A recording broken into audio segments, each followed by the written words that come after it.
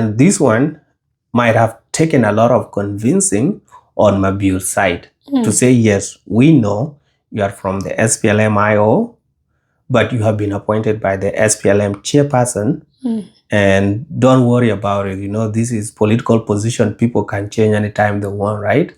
And I don't. Welcome to Jimosi podcast. So today, Salva Kiir sworn in his new ministers, and amongst them was Mabior Garang Mabior, the son to the late founding father of the SPLM, Dr. John Garang. Dr. John Garang Mabior. And there was a viral photo that was everywhere on social media of Mabior Garang with Adut, Salva Kiir. Yeah, And I saw it. Yes. And the thing is, what makes this one interesting is not that like Garang Mabior does not have other children or Salva Kiir does not have other children. These are the firstborns in the two families. So Adut is the firstborn and Mabior Garang is the firstborn. Okay. And they're now back to the government, the SPLM. They are now the holding fathers. They are the holding children. Okay. So my question to you is, do you think Adut Salva Kiir played a role in appointing of Mabior Garang, and he's coming back to Juba? I don't really think she had any influence in that. But there could be chances, let's say like 30% chance, because when Adut was appointed as the presidential envoy for special programs, Mabior Garang shared a photo where he was in a flight. And then prior to that, or was it after that, he also posted a congratulatory note to Adut. So that means these people are in good terms. Yeah, and it's not like Mabior is really in bad terms with the president himself, but he had his own reservations. Yes, as to why he had to leave politics when he resigned. I think he was the undersecretary within the Ministry of Water. Assistant minister or deputy minister. Yes. Well, as for me, I would say Adut Salva Kiir play a role in appointing of Mabior Garang. Okay. One is because when Adut was appointed, she visited most of the founding fathers of this nation, though that still had some people alive. So she went to their places and she promised people that, I don't want to put it like the way that she put it, but I felt like she was trying to build the bridges that she felt might have been burned in the process by her dad. Okay. So now she went her way out. She visited most of the old veterans that are still alive and some of the widows of those and widowers of the liberators. Yes. So she went to visited them. And like you mentioned, Mabior Garang posted a congrat on his Facebook page, right? For Adut appointment. Yeah. And before that, Adut was not the first person in Kiir family to be appointed. Other 3 kids were appointed as ambassadors. 2 kids. Two sons. Those 2 sons. Are old men. Yes. So 2 sons were appointed. He did not do anything. So you see there. So that means like as a firstborn of the other family and him as a firstborn of this family, she's okay with Adut. And from there was a time that Adut went to Kenya. She visited him and they had a chat. Like recently? Recently. When Raila died? Yes. Oh, okay. So they met. Yeah, I saw Adut with Mama Nyandengit. And I also saw a photo of them, I think, where Mabior used to sell in that market. Yeah. So you see there with all these that are since the time of appointment of Adut, all that have happened. But again, look at the third one that is going to confirm that Adut actually play a key role in his appointment. Okay.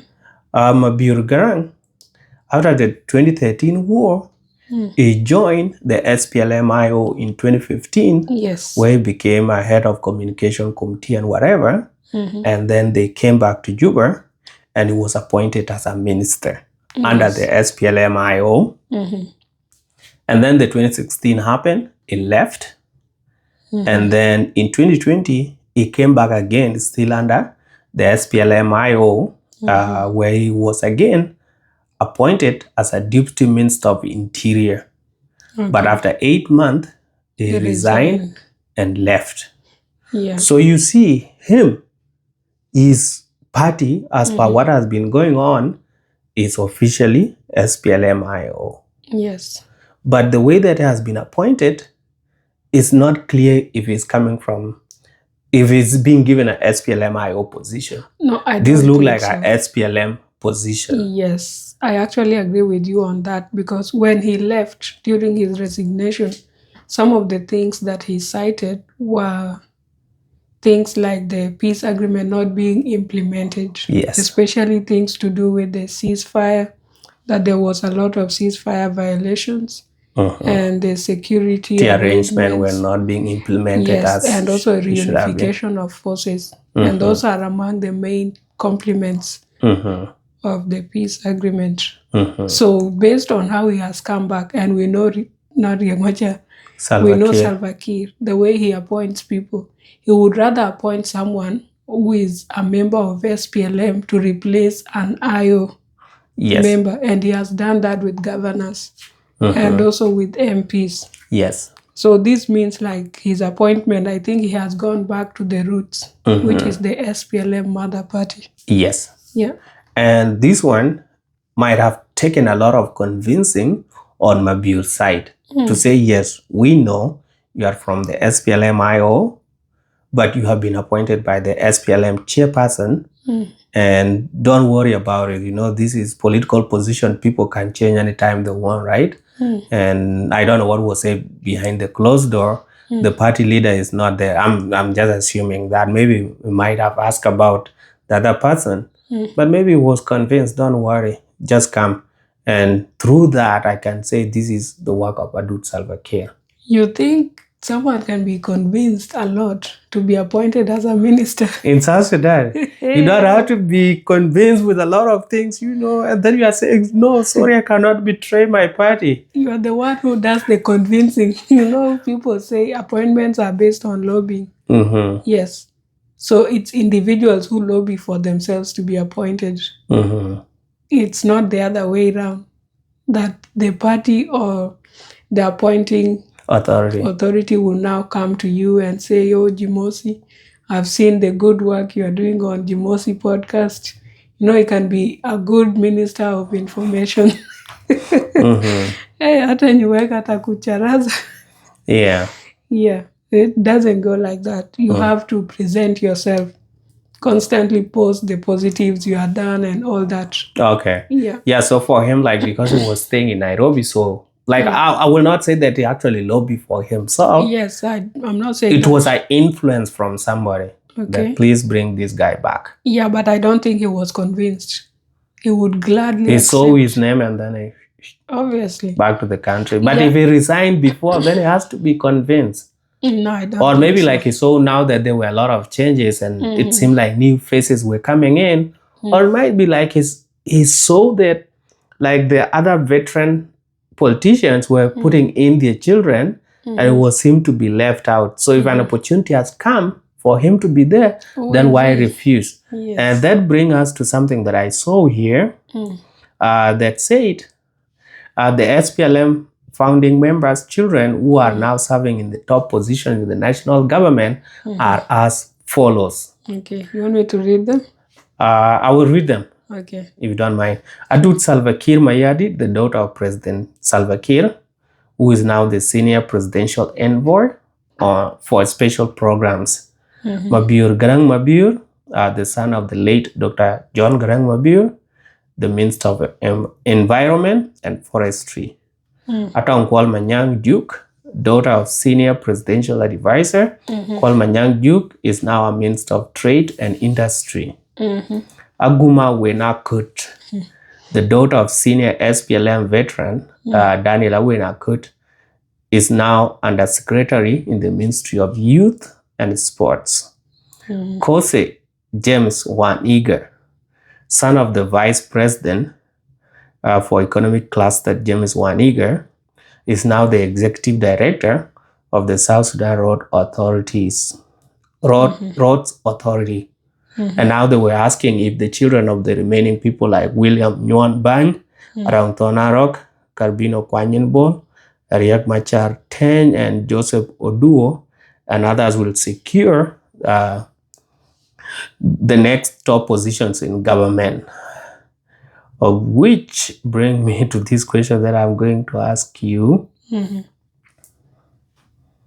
Do you think Salva Kiir is preparing his children and the children of other SPLM members of SPLM founders are the new leaders of tomorrow for South Sudan? The way that they have lined up everybody, as you have seen. Personally, I don't think Kiir is trying to prepare anyone for leadership in the next coming years. Yes. If at all there's someone he's preparing, then it's his own children. And that's why you see he appointed 3 of his children, 1 daughter and 2 sons. And then I believe like these other people felt like they were being left out and they are part of the struggle. They had their own share of contribution into liberating South Sudan. Yes. So I guess maybe they were lobbying for their own children, these other people. Like Mama Rebecca Nyanding, James Waniga, Kwal Manyang Juk, or they kind of prepared their children for these positions. Yes. Because most of them, if you check their background, they have been to the Western world, acquired the education, got married or went back home, did a few things here and there, and then before you know it, they're already politicians. So I think it's the individual veterans who are preparing their children for those positions, but it's not Kiir. Kiir is only working for his family. And that's why you find he will just reshuffle people here and there. Yeah. But if you watch closely, as of today or as of when he started appointing his kids, then you'll see a trend that as much as the job opportunities or positions of other people are being shuffled every now and then, his kids will remain intact. If at all there will be any change, then he will boost them up, push them to top positions. But the children that have been put in those positions, his children specifically, they're not in a position that can be reshuffled every time and then. Ambassadors, they can only be upgraded to grade 2 or to grade 1. But they cannot say tomorrow we remove you from this unless if they are officially appointed as ambassadors. This is when now they can be released and somebody else sent there. But let us not go into that. Yeah, but he can also appoint them as ministers. This is like testing waters to see what the South Sudanese will say if he appoints his family members. And that's why you find that it's like he's kind of rewarding these other members. So that they don't complain. Yes. Because it will be like, this party was not yours initially. And then now you've taken the leadership and you are recruiting your entire family. Because recently he's also appointed his brother-in-law's daughter, niece to Ayan Mayadit. Yeah. As for me, I would say, as much as it's not preparing them directly to take over from him, but it's preparing them to take over the leadership of this country by bringing them into position that they're going to dominate. Since these children came in, have you heard any of them? Have you heard any of them being removed, being reshuffled? As much as Salva Kiir do appointment every 8 p.m. Monday, Wednesday to Friday, any of these children have not been moved around apart from upgrading. The only time that he will remove them is when he's pushing them to a higher position. So that means it's trying to bring like either the fathers and the mothers of those kids are saying, we all fought for this. Bring our children in because we are also aging. And as people age, if you don't let your child get into this government of Salva Kiir now, and you leave unexpectedly, something happened to you, then your child or your children will have low chances of coming into this government. Yes. So it's better if you do it when you are still alive. And then it will be up to your child now to fight for themselves Yes. once they're in there. So that's what they are doing. But if you look at other countries, especially African countries, that's something that we should come to terms with and learn from there. Because look at it this way. During the liberation struggle, these people were saying, we, the fighters or the commanders of those days, we cannot be at the front line with our children. Let's send them to school. If we die, we die.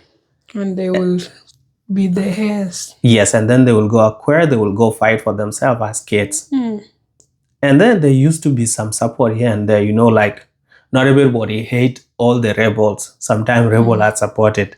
And when they get that small support, they send to their kids, and their kids are able to go to good school and such kind of things. So when we were, the other South Sudanese, when we were really suffering, some of their kids were doing averagely better than most of us. So they were going to good school and they were building a good foundation for themselves. Now all these kids that have been appointed, none of them that you can point and say, no, this one is a bleat. He's not learned. Why are you putting him here? Some of them have degrees like you mentioned before. So they prepared their kids for those positions. Okay. And now coming to compare with the East African, look, Jomo Kenyatta, as much as he did not leave his children in power when he was leaving, but his children now are back. Uhuru Kenyatta ruled at that time for 10 years. Yes. Raila Odinga, as much as his father was an opposition leader, he also became opposition leader that is powerful and popular. Yes, even in his death. Yes. So that means if Riek Machar is going to maintain the same momentum, even his children will be other prominent people, even if they will be in the opposition, but they will still be more popular than the children of other people. If we join the government and they work together, then it will be like that. See the Moi family, Gideon Moi. Yeah. Gideon Moi has been a senator several times, has been a governor several times, and has been an MP. So the children of the well-to-do in society or these leaders will always come back because of those connections. We call it nepotism, and we have discussed it several times. Yeah. And we're not going to solve it. No, it becomes nepotism when it's an appointing position, like what President Kiir did. But then also, the same case applies to the Kenyan politicians that you were just mentioning, right? Because initially, mostly during Moi era, that's when most of these people came up. A lot of them used to be replaced. Let's say if your father died, like for the sake of, let's say, Musalia Mudavadi. Also, there's the Kijana Wamalo. Yes. So Mr. Wamalo, whose dear father died. Oh, their father died, and then Kijana came. And then Kijana came. And then his brother Eugene took over when his brother died. And because when their father died, that's why he's called Kijana Wamalo, because they had similar name, right? Yeah. Yeah, it would be like, okay, so is this the Wamalo? And then it would be like, no, Kijana Wamalo, the son of Wamalo. And that's how he came to be known as. Yeah. So it's like they used to reward those top politicians with positions. And that's why you find someone like Uhuru Kenyatta, when he was in the UK, he was not interested in politics or that active. He was just living his life. Yeah. When Moi was about to leave or to exit politics, he went and brought him. Yes. And he introduced him into politics. Yes. And that's how he ended up finding his footing, and then his luck came about. Yeah, and he became the president. Yes. And that's why you find people like the current president, Ruto is very bitter with those ones, because even during his campaigns, he was like, oh, I'm a son of nobody. That he's now coming to lead and all that, a hustler. That was the narrative that he was using. Yes. But William Samoei Ruto is not a son of nobody, as he put it. his grandfather or his grandfather Great-grandfather. was the Arab Kiptalei. Kiptalei something. The one that fought with the white people. Was he not a collaborator? No, he fought. A resistor? Yes. Okay. And there was Nandi resistance. Yes. So he fought those ones, and it was like a big chief. It was a leader like that. for the Kalenjin community. And people even say when he was being elected as the MP for the first time, people said, Moi came and said, you people should be electing people of the watoto wa watu wanajulikana, children of the people that are known, people who are known, or who have history. And that's how he was appointed. But he was also in the KANU as youth leader. So he was also brought in by Moi. No, I feel like the way he's putting himself, it's like you see these old people, with someone who's over 25, over 30, and then constantly saying they are orphans. So that's what he was kind of driving at, because as much as the father had a role to play during the colonization and stuff, he never really held any position into the government. Politics. Yes, that's how he tried to put it. Yeah, but he had some background. Yes, that kind of put him on some leverage. He leveraged on the situation. Yeah. So now that we have seen these are things that happen, and we are going to complain, you as an individual, it is up to you now, because Salva Kiir is not going to sit down and think, oh, there's a Jimosi somewhere. Doesn't even know you exist. There's a Jimosi somewhere. Can I please give him the position? It will never happen like that. If I'm not closer to him, he will not know me. If I have no position that is speaking for myself, he will not know me. Yes. The same to you. The same to anybody else there. But as you push yourself out, people will start recognizing you. Maybe when you get old, it will start watching YouTube and it will see, oh, there's a guy called Jimosi. This guy talk very nice. Very eloquent. Can you please look for him? And he always ask for the NRA position. Can you please kaknum somewhere? So you see that kind of thing. If you don't speak for yourself, if you don't become available, if you don't expose yourself, nobody will, even if you are going to have a lot of PhDs, nobody will pick you out of nowhere. Yeah. You can have education, but if you're not speaking for yourself or you're not getting yourself exposed, those positions will never land you in the darkness. Yes. So it will be up to the people of the children of the unknown to push for themselves. And I've always said, as an individual, if you want to be known with not a lot of connections, please look for the money. Money.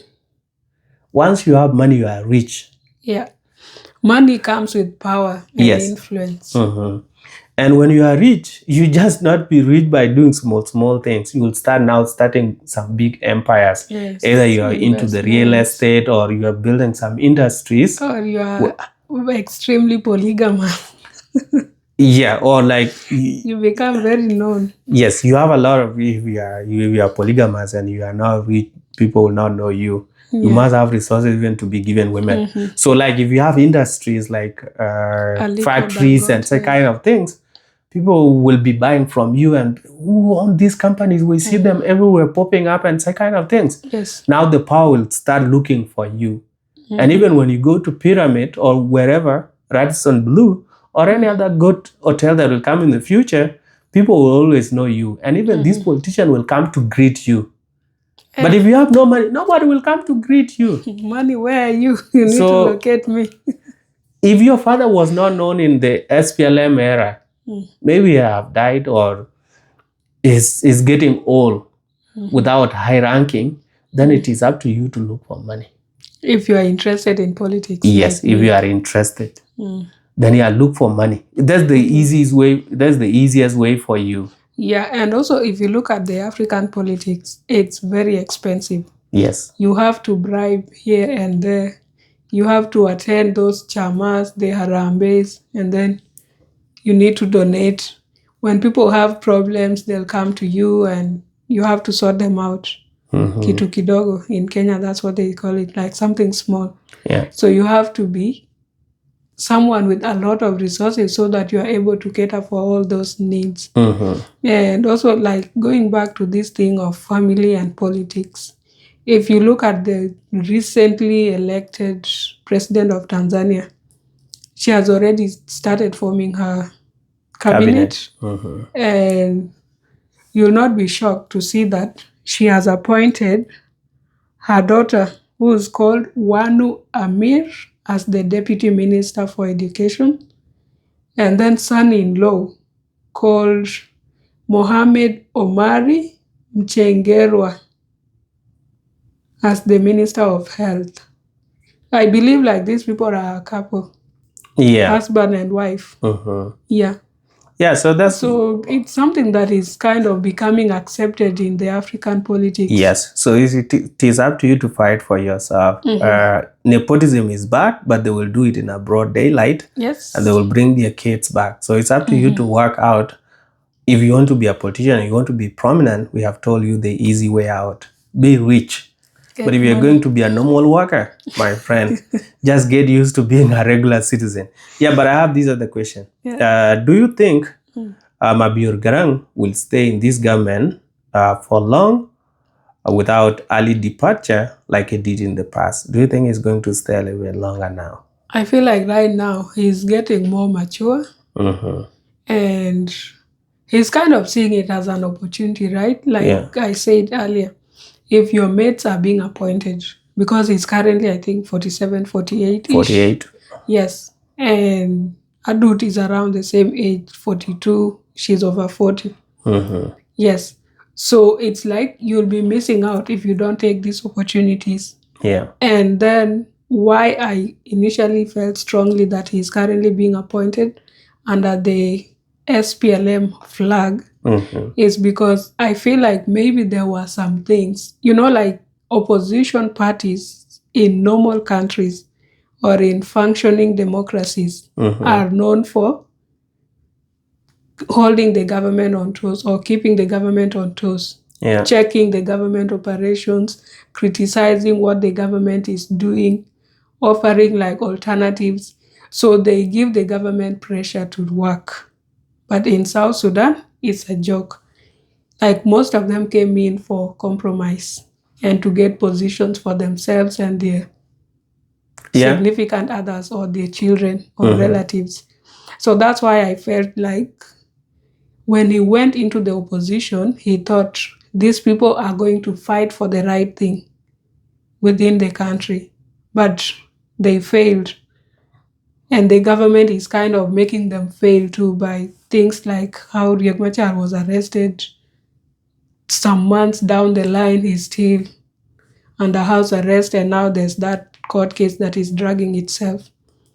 So that's like a failure by design by the government itself. And right now, since he has come into the government, he's more likely to use his skills and also the opportunity that he has to make some changes and implement some policies that might be good going forward. Yeah, given that he's the firstborn son to the founding father of the nation. So he kind of has that pressure on him that he must deliver what his father did not. Yes.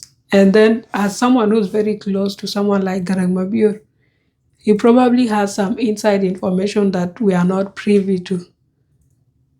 So maybe some of those things are what he wants to implement within the government at his own position and then see how it's going to affect the general government. Yeah, as for me, I don't think if this guy will leave again because he's getting old. He's almost getting to 50. And if he still have a political career ahead of him that he want to pursue, then it's not high time to be leaving again. Because if we leave now, the next time we'll come back, we'll be 50-something and we'll be getting old. So you see there. And then also looking at the current government itself, he has seen that the children of the founders are the ones that are dominating now.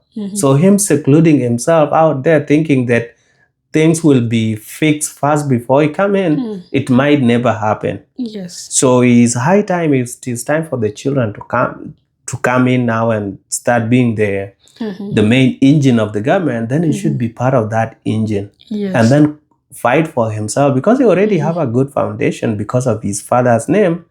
People can even say, give it like the way that people gave it to Uhuru Kenyatta. Yeah. So people can know, like, people go for election or it can form, I don't know. People can give him that party again, give him to the first son. Even if he was to run as an independent candidate, he might win. Yeah. Because he's known. Yes, and a lot of other people, like when I look on the social media, it doesn't receive a lot of hatred. Yeah. A lot of people like him, so that give him like a stepping stone in this political career. I don't feel like it's like people like him as a person, but I think the influence of the father plays a major role. Exactly. So people try to see that you look like your father. Your father was a good person. So if it was just a regular citizen that nobody knows his father, it will be hard. Like, but a foundation is always laid by somebody. Talk to Bolmir directly. So his father laid a good foundation, but we can't take it for granted. And is somebody that, when compared with other kids of these founders, he's okay. Like, I can't really say anything about him. So yeah, so I don't see him leaving anytime soon, because if he leave again and leave the children of these other people, then these are the people that are going to take on the next leadership.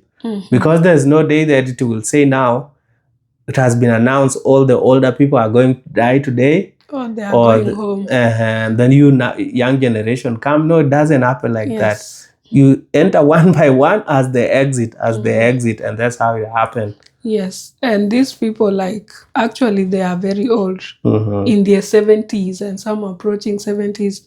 Like his mother is close to 70, I think she's 60 something, over 65. So that means he's already seeing an opportunity. As much as South Sudanese don't retire, you only retire when you die. These people, either they like it or not, the nature will do its thing, and they'll be out. Or like someone can get like a terminal illness, or like you are no longer like functioning, your health deteriorates and stuff, or old age comes with its own things. So either you like it or not, you'll have to exit the politics. And if he starts building his own foundation right now in his 40s, then by the time he's 50, 60, he might even run for that presidential position, and he can win based on his track record of what he has been doing from now going forward. And also the family name. Yes. And then also, he has been given a ministry of environment and forestry. People were saying that's not the right environment. Right ministry. The right ministry. South Sudan political atmosphere is not the right environment. Yes. So do you think it should have been given something else, or anything to start with is okay in terms of ministry and all these kind of dockets? I feel like it's okay with the current ministry, although the most suitable ministry would have been Ministry of Agriculture or Water and Irrigation, if there's something like that. But agriculture, most likely, because he's someone who has some experience with farming, right? He has like a very big piece of land in Nyeri, I believe. Kenya. Yeah, and he does a lot of farming. I've seen maize, vegetables, tomatoes, and all those. And he's even ventured into processing those tomatoes into tomato paste. There was a jack of all trades who was selling clothes too. So. Yeah, and he does some merchandise here and there. So I believe, given his background in the agriculture, and his farms were really nice, I didn't see any pest affecting the crops. So he could really hold that ministry and perform very well. But then with the environment, I don't know. Like, I'm not really sure. I haven't done a research on his background in terms of education. But given his practical work in agriculture, you could hold that ministry. Well, as for me, I will say it's always good to start somewhere, right? True. And this ministry can be a stepping stone for him to other positions. So we should not complain that much.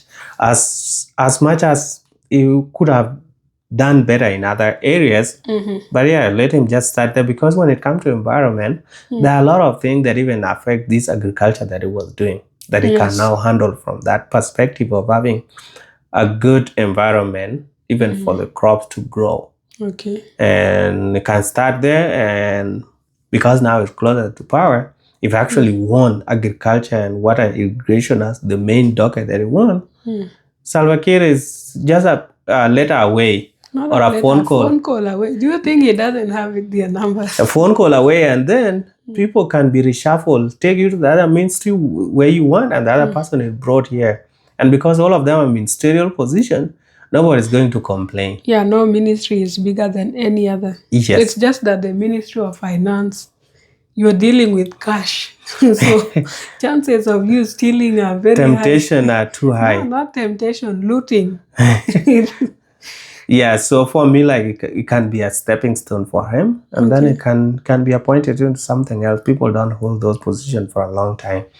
And then also, when he was appointed, I saw Jiang Dingchenko writing an article talking of how Mabior Garang should look into the pollution of River Nile, and that this place or that water source being the livelihood of most of South Sudanese, it should look into how to clean it and prevent it or do something. Now that is the Minister of Environment. What do you think of, or what's your opinion on that request? That's a good recommendation, because if you look at Juba, it's very dirty. Even in Juba itself, you see kirsalat, what are they called, like water bottles, cans for drinks and all that, lying on the floor, on cemented floor, just near the shop. Yeah. You get in, buy some drinks, drink them and throw them. They need to have garbage containers and recycling containers in every corner, so that if someone finishes drinking or eating whatever they are eating as they go, they throw in those containers. And then the city council is supposed to come now, collect them. For recycled items, you label them properly, like the containers, so that when they take them, they can go take them to wherever they are going to be used. Yeah, but the thing of pollution and stuff, that's very common in South Sudan, and it needs to be addressed. Yes, I can say, yeah, pollution, it should look into it, but we should look, if we are going to cite River Nile as the main thing that need to get addressed, then we should be specific with what we want Mabior Garang to address.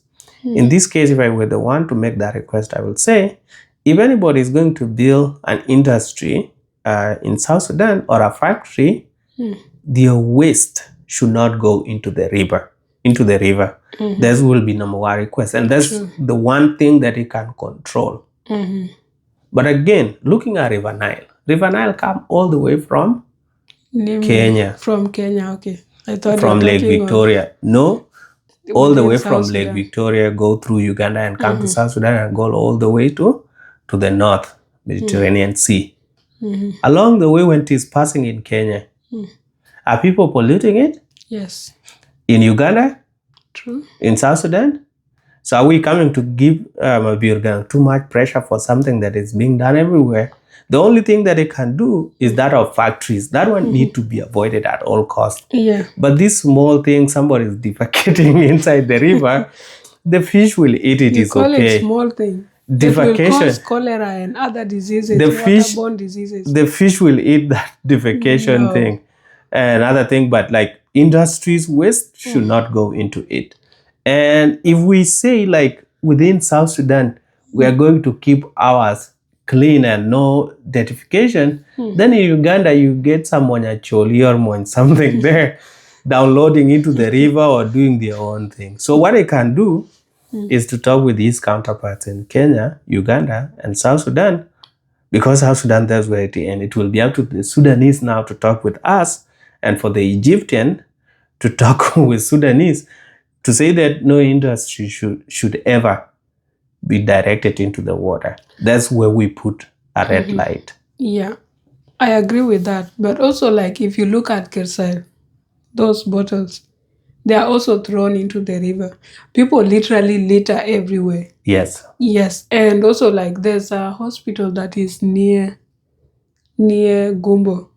If you move from Shirkat towards Gumbo, that's where they do a lot of children's vaccination and stuff. And then near that hospital, there's a dumping site. So by the time you pass on that road, or if you're going to Konyo Konyo, you'll feel like vomiting. So some of these things are not supposed to be located within the city itself. Okay, then now. There should be like an outskirts dumping site where they dump all the garbage. And then for this Kirsel, those industries that operate within the country, they can have a deal with them so that they come and collect those Kirsel from somewhere. Yeah, so people what to stop throwing wasaka all over. Yeah, what we can say is the work of the city council. Let the Juba city, all the cities within South Sudan, to handle their waste properly. So that one, it can talk to those ones, but it's not like his work is now coming to make sure that the environment of Juba is clean. No, there's but nowhere that it is done like that. No. As a minister of environment, you're supposed to make sure it that can direct the city council. People don't cut trees unnecessarily. Well, I was coming to that. Okay. Also, okay. Before you go on with the trees, he can also direct these city councils to do their work. Because they are under him. That's as what much we should as say. It's within the city, he's the overall overseer of how the environment is being taken care of. Yeah, that's what we can tell him. To talk with all the city councils to make sure that there are dumping site, because dumping site are needed, and that all whoever that is having waste should be collected by city and taken to the dump site. And again, when it comes to deforestation is happening in South Sudan because people say the soldiers have no salaries, other people have no salaries, so they're cutting down the trees for charcoal. Yes. Can he address that? Yes, he can do that. That one is within his ministry. Yes. By either looking at the alternative source of heat or source of energy that people can use to stop people from doing the makar. Yes, burning charcoal and also using firewood to cook. And also building material as well. Yes. And then to encourage the afforestation, planting of trees. Then now we can set a guideline that each year we'll be planting 1 million trees. You plant them and you don't have to plant them and make sure that they grow, like you monitor them or you do what with them. You plant them during the rainy season. If you plant 1 million, high chances 500 of them will survive. And next year you plant another one. Yeah. So anybody that is found cutting a tree should plant at least 100 of them. No, like usually, I think based on the world standards and stuff, and also precisely in Kenya, if you cut down one tree, you have to plant at least 3 trees. That's how they do it. As much as not everybody does that, because 100 trees would be a bit of a stretch. Yeah. But at least if you cut down a tree, make sure you plant something, so that you are replacing that tree. Because the more you keep on cutting down trees, the more it's even going to lead into climate change. You know in Kenya why they do that? Is because Kenya, they have an alternative way of getting energy, either for cooking and such kind of things. So people that cut down those trees, they don't cut them for charcoal. They just cut them down because a tree that they either grew or something like that, and then they will just have to replace it because they need the place to be green. But these people that do it illegally as a punishment, if it is your tree at home and you are cutting it, doing 5 or even 3 of them is okay. But if you find somebody illegally cutting down trees, it should be a punishment. It should be a punishment so that you plant more. So that if we found next time, we'll have to plant more, and we'll see that even cutting one is not that profitable. Because you end up spending too much on planting more. Because there are repercussions for everything, right? So, yes. Yeah, that could be a good starting point. All right, so that's it for Jimosi podcast. Please consider subscribing, share, like, and leave a comment on either Adut play a role in coming back of Mabior Garang to Salva Kiir government and Juba in general. And if Salva Kiir is in a way preparing the children of the SPLM founders to take over the leadership of this country in a way, not necessarily his position, but the general leadership of the country. His position is safe. Yes. And what should Mabior Garang do? Yes, there might be like some of the job requirement or the policies that are needed in his ministry. So it's up to him to go do whatever that is needed. But yeah, if you have something that in that field that you need him to address, recommendations. Yeah, you can throw it in for there. The Minister for Environment and Forestry. Yes. Also, do you think it's time for the children of nobodies or other veterans to also join the race? Well, like I mentioned before, how do they join? Look for money. You'll not be point out of the blue, man. No, like should Kiir also appoint children of those? Because I believe someone like Abel Alier, he has children and grandchildren who are of age. And I don't think I've ever had any name that do you know the children? Maybe they're working somewhere. These are the children of the current people that are actively involved. So this is why people are able to identify them. Okay, but then people like Nyon, I don't think he has any child. His children decide to come back to South Sudan. They're in Australia. And UK. Other people like, Atenwek actually mentioned today that his daughter worked in the Central Bank of South Sudan in the communication team. Then he's not 48. But where did you get that age? I saw it on Google. Yeah, so somebody actually said he looks older than that. If you compare him with Bolmel, that physical appearance, the gap is not equal to 1 year. Well, maybe he's in his 50s or something. Well, if you got the first child at 24, then the first daughter will be also 24. I don't know the age, but no, he has an older daughter. I think she's even graduated or something. Because I've seen a photo. Yeah, she says she graduated from India. Why she had to go to India with something in IT. She's an adult. Yeah, so she worked in communication team at the Central Bank of South Sudan. So they were not that dry. They were a little bit wet from you the think Central she's Bank. Going to be spending her salary on the co-wives? Or the stepmothers, not co-wives. They're not her wives. Co-wives, I mean. No. All right. Yeah, so that's it for Jimosi podcast. Please consider subscribing, like, share, leave a comment, and let us see in the next video. Yeah, we are on our road to 4,000 subscribers. Right now, less than 550. Less than 550, I think. 520. Yeah, less than 520. So we are almost there. 11 days to go. It's possible. Just 50 a day. Yes. All right. Thank you for the support this far.